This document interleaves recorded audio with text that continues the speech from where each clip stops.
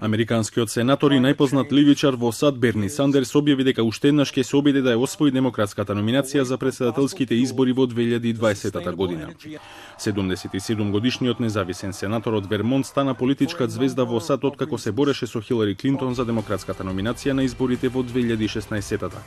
Неговите жестоки критики кон претседателот Трамп и идеите за реформи како воведување јавно здравство во САД, зголемување на минималната плата до $15 на час и бесплатно високо образование во земјата му донесе огромна поддршка кај младата популација и засега е на звучното име кое најави претседателска кандидатура.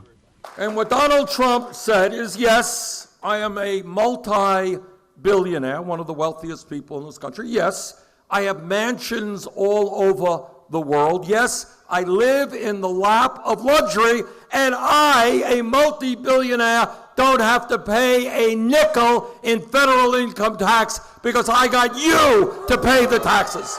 Како независен кандидат, Сандерс за прв пат беше избран во представничкиот дом во 1990 година, каде служеше како представник се до 2007, кога се кандидираше и го освои сенаторското место на Вермонт.